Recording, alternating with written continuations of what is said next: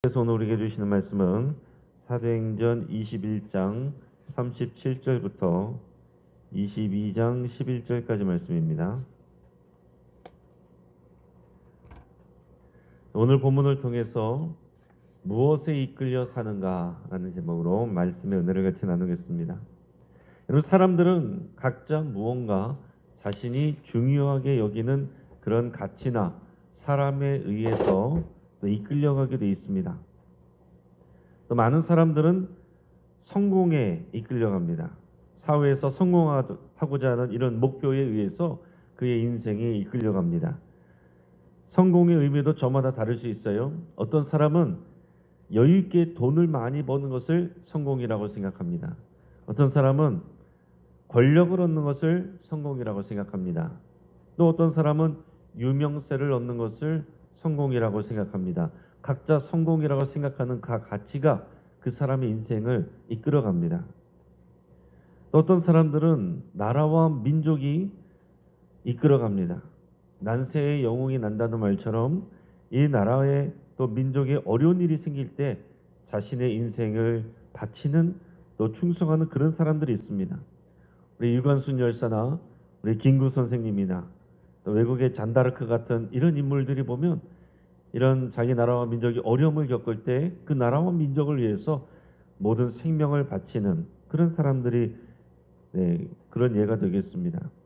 어떤 사람은 사랑이 자기의 인생을 이끌어가는 사람이 있습니다. 영국의 에드워드 8세는요 사랑을 위해서 왕위를 포기했습니다. 어떤 사람은 복수심이 자기의 삶을 이끌어가는 사람이 있습니다. 평생 복수를 위해 사는 사람들도 있어요. 그러나 이런 사람들은 복수가 끝나면 곧 허무함에 빠지게 됩니다. 나는 아무것도 이끌려가는 것이 없다 생각하는 사람은 무기력이 그 사람을 이끌어가는 겁니다. 사도 바울을 비롯한 제자들은요 부활하신 예수님께 평생을 이끌려갑니다. 부활하신 예수님께 이끌려간다는 표현은 하나님께 이끌려간다 이렇게 표현할 수도 있고, 또 성령님께 이끌려간다, 또는 선교 사명에 이끌려간다, 또 다양하게 표현할 수도 있겠습니다. 여러분들은 무엇에 의해서 이끌려가는지, 여러분들의 인생을 이끌어가는 것이 무엇인지 곰곰이 잘 생각하시길 바랍니다. 여러분, 바울은 성난 유대인들에 의해서 지금 죽음의 위협을 받고 있습니다. 비방을 당합니다. 폭행을 당했습니다. 로마 천부장과 군대가 출동을 해서 그들을 분리시키지 않았다면 죽었을 수 있습니다. 이 로마 천부장은 바울을 체포해서 쇠사슬에 묶고 결박하고서 자신들이 있는 이 안토니오 요새로 또 데려갑니다. 그런데도 화가 난 유대인들이 그들을 따라가면서 바울을 계속 폭행했어요. 여러분, 인간적인 입장에서 바울은 너무나도 억울하고 속상한 그런 상황인 것입니다. 하지만 하나님께서 이 상황도 주관하고 계시는 겁니다. 로마 군대에 체포되어 끌려가고 있지만 그러나 그 덕에 유대인들의 위협에서 보호받게 되고 있는 거예요. 여러분, 눈에 보이는 현실만 보면 안 되고 보이지 않는 하나님이 일하시는 것을 볼 수 있어야 됩니다. 그뿐 아니라 바울은 잡혀가는 이 상황을 오히려 복음을 전하는 기회로 바꿉니다. 천부장이 바울을 이 요새의 영내로 데리고 들어가고 하려고 그럴 때에 바울이 천부장에게 말을 걸었습니다. 그것도 헬라어로 말을 걸었어요. 내가 당신에게 말을 해도 되느냐? 그러니까 깜짝 놀란 천부장이 헬라말로 얘기를 하니까 고대 그리스어죠. 깜짝 놀라서 바울은 얼마 전에 이 자객 4,000명을 데리고 광야로 가던 애굽인인 줄 알았다는 거예요. 그 애굽인이 아니냐 당신이. 이것은 대략 3년 전에 일어난 일로 추정이 되는데, 학자들에 따르면 이 유대 역사가 요세푸스가 그것을 기록했다고 합니다. 한 애굽인이 자객들을 모아서 예루살렘을 무너뜨리려고 약 3만 명이 데리고서 진군했다가 실패로 돌아간 적이 있었다는 거예요. 그 애굽인인 줄 알고서 지금 이제 체포해서 데려가려고 하고 있었다라는 거죠. 바울은 자신이 애굽인이 아니고 나는 유대인이다 이렇게 밝히면서 자기 자신을 소개합니다. 자신은 길리기아 다소 시민이다. 작은 그런 소읍이 아니고 큰 다소시의 시민이다. 이렇게 밝혔습니다. 그리고는 천부장의 허락을 받아서 요새의 감옥으로 가는 그 징계를 설교단으로 바꿔버립니다. 오늘 본문의 21장 28절부터 22장 1절까지 말씀을 21장 38절부터 22장 1절까지 말씀을 우리 같이 읽겠습니다. 그러면 내가 이전에 소유를 일으켜 자객 4,000명을 거느리고 광야로 가던 애굽인이 아니냐? 바울이 이르되 나는 유대인이라 소읍이 아닌 길리기아 다소시의 시민이니 청컨대 백성에게 말하기를 허락하라 하니 천부장이 허락하거늘 바울이 층대 위에 서서 백성에게 손짓하여 매우 조용히 한 후에 히브리 말로 말하니라. 부형들아, 내가 지금 여러분 앞에서 변명하는 말을 들으라. 아멘. 자, 바울이 이번에는 성난 유대인들을 향해서 히브리 말로 조용히 시키고 자기의 간증을 합니다. 바울은 자신을 공격했던 유대인들을 향해서 부형들아 이렇게 외칩니다. 부형들아 라고 하는 것은 아버지들과 이 형제들이요, 그런 뜻입니다. 그러니까 지금 성난 이 유대인들, 나는 당신들과 같은 동족입니다. 그것을 지금 강조를 하는 거예요. 그러자 성난 유대인 무리가 조용해졌습니다. 그리고 나서 바울은 자신이 부활하신 예수님을 만나기 전과 그 이유가 어떻게 달라졌는지 그것을 지금 간증하는 거예요. 여러분, 간증은 어려운 게 아닙니다. 내가 만난 예수님, 내가 예수님을 만나기 전에는 어땠고 예수님을 만난 이후가 어떻게 달라졌는지 그것을 간증하는 겁니다.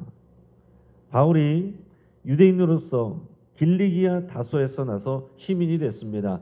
여기는 지금 이 튀르키예 지역이고 시리아와 그 접경지대에 있어요. 하지만 어릴 적에 교육을 위해서 예루살렘으로 와서 자랐다라고 그랬습니다. 그리고 유명한 랍비 가말리아의 문화에서 철저하게 그 율법을 공부했습니다. 여기서 사도 바울이 표현을 할 때 우리 조상들의 율법이라고 이렇게 표현합니다. 지금 강조하는 거죠. 내가 율법 폐기론자가 아니고 율법을 업신여기는 게 아니다. 나는 어릴 적부터 당신들처럼 자랐을 뿐만이 아니라 당신들보다 더 철저하게 그 유명한 가말리엘 선생의 문화에 들어가서 제대로 율법을 공부한 사람이다. 나는 율법 전문가다. 그걸 강조하는 것입니다. 그래서 내가 하나님께 대하여 열정적인 사람이었다.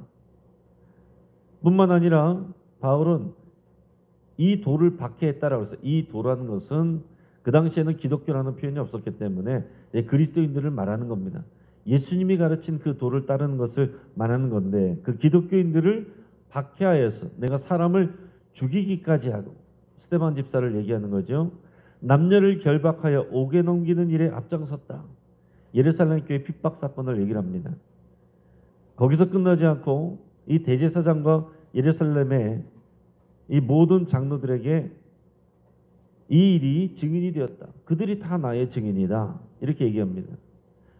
이 얘기는 뭡니까? 나는 결코 유대교를 업신여기거나 하나님을 업신여기거나 율법을 폐기하자고 말하는 그런 사람이 아닙니다. 나는 율법을 제대로 배운 사람입니다. 이거를 먼저 강조를 하는 거예요. 그러고서 이 대제사장에게서 공문을 받아서 다메섹에 있는 그리스도인을 잡으러 내가 갔었는데 거의 다 가까이 갔을 때 오정쯤에 한낮에 갑자기 호련히 큰 빛이 내게 비추어서 바울이 두려워하며 땅에 떨어져서 엎드려 있는데 큰 소리가 났다고 얘기를 합니다. 그때는 이름이 이제 사울이었죠. 사울아, 사울아, 네가 왜 나를 박해하느냐? 주님이 누구십니까? 나는 내가 박해하는 나사렛 예수라. 근데 사람들은 빛을 보면서도 예수님의 소리는 듣지 못했다라고 말합니다. 바울만 듣는 거예요. 그러면서 바울이 물었습니다. 주님, 무엇을 하리까? 그랬더니 주님이 이렇게 대답했습니다. 일어나 다메섹으로 들어가라. 네가 해야 할 모든 것을 거기서 누가 너에게 이르리라. 아나니아를 얘기를 하는 거죠. 그래서 바울은 그 빛의 광채로 앞을 볼 수 없게 됐고 그 옆에 있는 사람들의 손에 이끌려서 다메섹으로 들어가게 됩니다. 이렇게 바울은 예수님을 만나기 전에 원래 율법과 하나님에 대한 열정으로 충만했던 사람입니다. 그때는 다른 사람들을 평가하고 심판하고 결박하고 체포하고 가두던 사람이에요. 그러나 부활하신 예수님을 만나고 나서는 이끌려가는 인생으로 바뀌게 됩니다. 여러분 이것을 잘 기억하시기 바랍니다. 예수님을 만나면 예수님께 이끌려가는 인생이 되는 거예요. 내가 주인 돼서 예수님을 이끌고 다니는 인생이 아닙니다. 주님께 이끌려 다니는 인생, 이것이 정상적인 신앙의 모습입니다. 눈이 멀어서 사람들의 손에 이끌려 다메섹에 들어갔습니다. 또 지금은 유대인들의 손에 이끌려서 폭행을 당했고 로마군에 이끌려서 쇠사슬에 묶여 요새 안으로 들어가고 있습니다. 그게 눈에 보이는 현실이에요. 그러나 사도 바울은 그 누구에게도 이끌려가지 않습니다. 오직 부활하신 예수님께 이끌려가고 있는 거예요. 우리는 그것을 볼 수 있어야 됩니다.